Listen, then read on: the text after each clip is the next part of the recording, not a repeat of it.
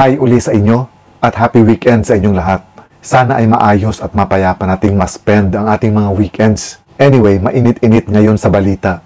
Si Senate President Mig Zubiri.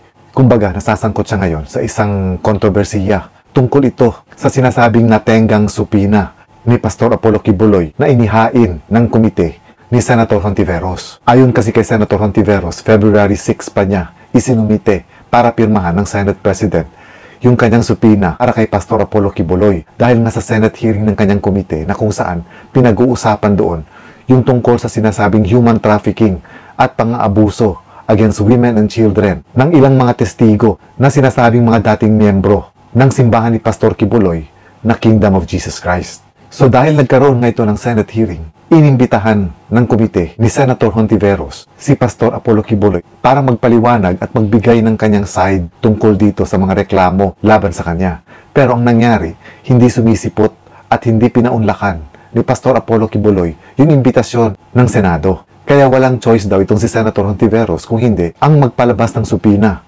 para tuluyang makadalo si Pastor Apollo Kibuloy sa gagawing Senate hearing sa Lunes na ang susunod na hearing nito. Pero ang naging problema, yung supina na February 6 pa isinumite sa opisina ng Senate President na si Mig Zubiri, hindi pa ito napipirmahan ni Zubiri. Ayon naman kay Zubiri, dahil nagkapatong-patong at naging busy daw siya at nasa Visayas daw siya, kung kaya hindi niya ito napirmahan. Pero nangako naman siya na pipirmahan daw niya ito pagbalik niya. At dahil nga dito, sari-saring mga intriga ang lumabas. Kesyo sinadya talaga ni Senator Zubiri na hindi pirmahan yung supina para daw mabigyan ng panahon itong si Pastor Apollo Kibuloy kung nagbabalak man itong lumabas ng Pilipinas ay may oras pa. Kumbaga, walang makapagpipigil kay Pastor Apollo Kibuloy na umalis ng Pilipinas dahil hindi pa naman niya natatanggap yung sinasabing supina at wala pa ring approval tungkol sa pagkakaroon ng hold departure order or even watch list para kay Pastor Apollo Kibuloy. So kung titingnan natin, walang pwedeng mag-hold sa kanya para hindi lumabas ng Pilipinas. Pero ayon kay Senator Hontiveros, dadalo man o hindi si Pastor Apollo Kibuloy sa kanilang Senate hearing sa Lunes, ay tutuloy pa rin nila yung Senate hearing at meron pa silang ilalabas ng mga panibagong witnesses laban kay Pastor Apollo Kibuloy. I don't need to be satisfied or dissatisfied sa paliwanag ni SP. Ang nangingibabaw sa akin ay yung pag-asa na mapipirmahan yung subpoena. Pwede ba siyang sabihin na unprecedented? Parang nakahang lang yung request for subpoena? I'm not sure kung unprecedented kasi karamihan or halos lahat ng mga subpoena ay pinirmahan naman ministerially. Basta't ako nakatutok lamang dito sa subpoena ko ngayon sa Committee on Women and umaasa na mapipirmahan ito. Apollo Kibuloy is also very influential, especially to a number of politicians who are from Mindanao. Has it something to do with that? No one is above the law. Kahit ano pang titulo ang iputong nila sa kanilang ulo, regardless kung influential o malapit o ano paman, no one is above the law. Kahit pa yung kataas-taasang opisyal dito sa ating republika. Are you disappointed that your request for subpoena continues to hang? Mahaba po ang pasensya ko. So kahit naiinip ako, iintayin ko po yan. At habang naghihintay sa subpoena, itutuloy ang pagdinig ng komite. After kasi na in-issue nyo yung challenge for Kibuloy to appear before your committee, he issued a video statement and he said that you disrespected him. Unfortunately, si Kibuloy ang nagpakita ng disrespect sa Senado. Imagine, calling a Senate committee hearing a kangaroo court. Ano yung itatawag mo sa taong nakatanggap ng hindi lang isa, kundi dalawang imbitasyon, tapos hindi man lang sinagot at lalong hindi nagpaunlak. Humihingi siya ng respeto sa sarili niya na hindi niya binibigay sa isang institusyon, sa isang komite. Kaya't kung may pagkukulang sa respeto, until this very day, sila po yun. So yung sinasabi dito ni Senator Hontiveros na no one is above the law, siguro ang minimi niya dito, kahit sino kapag pinapatawag ka ng Senado o ng Kongreso, kailangang dumalo ka. Kumbaga, dahil ito yung pagkakataon mo para ipaliwanag at depensahan yung sarili mo sa mga ibinibintang sa iyo. Kung maalala natin, even si dating Pangulong Noynoy Aquino, sumipot ito nung ipinatawag dati. Ganon din yung mga bishops na kung saan ipinatawag din sila dahil doon sa Pajero issue. At hindi rin kaila sa atin, si Laila de Lima, na nung pinatawag siya dati, ay nakaupo pa siyang senador.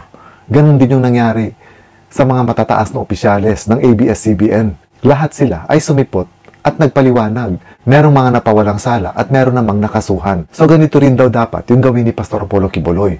Kumbaga, hindi siya isang espesyal na tao na may immunity or pwedeng exempted sa mga ganitong klaseng hearing na hinihingi ng Senado. Well, anyway, hindi pa naman kumpirmado kung talagang lumabas na siya ng Pilipinas o yung sinasabing wala na siya dito sa Pilipinas. Kumbaga, mga haka-haka pa lang ito. Dahil ayon na sa mga haka-hakang lumalabas, nasa China na raw si Pastor Apollo Quiboloy. Pero hindi natin alam kung gaano ito katotoo. Dahil hanggang sa ngayon, tahimik yung kampo niya. At mismo si Pastor Apollo Quiboloy at yung kanyang mga abogado ay walang mga inilalabas na mga statements lately. Which is nakakapanibago rin dahil kung maalala natin, kapag may issue si Pastor Apollo Quiboloy, talagang hindi siya tumitigil at talagang nagsasalita siya online. Katulad ng issue nila ni Manny Pacquiao at yung issue nila ni Vice Ganda. Ganon din yung mga issues tungkol sa mga sinasabi nilang mga komunista. Talagang hindi ito pinapalampas ni Pastor Apollo Quiboloy. Kaya marami din na nagtataka kung bakit dito sa issue na ito ay tahimik siya. Yung huling statement na inilabas niya, hindi rin siya nagpakita. Audio voice lang din yun, na kung saan ipinapaliwanag nga niya at sinabi niya na hindi siya sisipot sa anumang hearing, not unless kung ito ay gagawin sa korte. So aabangan natin sa Lunes kung sino-sino na naman ang mga testigong ilalabas ng kampo ni Senator Hontiveros laban kay Pastor Apollo Quiboloy at kung sino ang magre-represent kay Pastor Apollo Quiboloy kung sakasakaling hindi nga siya sisipot. Kasi malamang hindi rin talaga siya sisipot dahil unang-una, wala pa ngang supina na natatanggap si Pastor Apollo Quiboloy. So kumbaga, wala pa masyadong pressure sa part niya. Kasi kung meron na siyang supina at hindi siya sisipot, pwede kasi siyang ma-charge in contempt at pwede siyang ma-issuehan ng warrant of arrest. Pero dahil wala pang supina, so kumbaga may option pa siya na hindi sumipot dito sa gagawing hearing sa Lunes. Ngayon, hindi lang naman sa Senado nagkakaroon ng hearing tungkol kay Pastor Apollo Quiboloy. Meron din sa Kongreso na kung saan baka mag-i-issue rin sila ng supina kung sakasakaling hindi rin pauunlakan ni Pastor Apollo Quiboloy yung hearing sa Kongreso. Yung sa Kongreso naman kasi ang hearing doon ay yung tungkol sa franchise ng SMNI na sinasabi nga na ang may-ari nito ay si Pastor Apollo Quiboloy, which is dinideny naman ni Pastor Apollo Quiboloy at sinasabi niya na hindi siya ang may-ari nitong SMNI. So bali ang mangyayari sa Senado at sa Kongreso, may isinasagawang hearing na may kinalaman dito si Pastor Apollo Quiboloy. So mahihirapan siya kung sakasakaling hindi niya pauunlakan ang dalawang institusyon na ito, ang Senado o ang Kongreso, kapag naglabas ito ng supina. Dahil kumbaga, kapag ginawa niya ito, pagpapakita ito na hindi niya ginagalang itong dalawang institusyon ng ating bansa.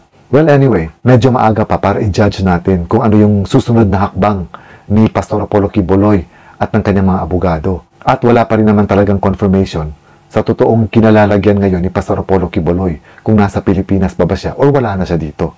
So for the meantime, antayin na lang natin sa Lunes kung ano yung mangyayari sa Senate hearing. At kung next week nga ba ay mapipirmahan na ni Senate President Zubiri yung supina na isinumite ni Senator Hontiveros laban kay Pastor Apollo Quiboloy.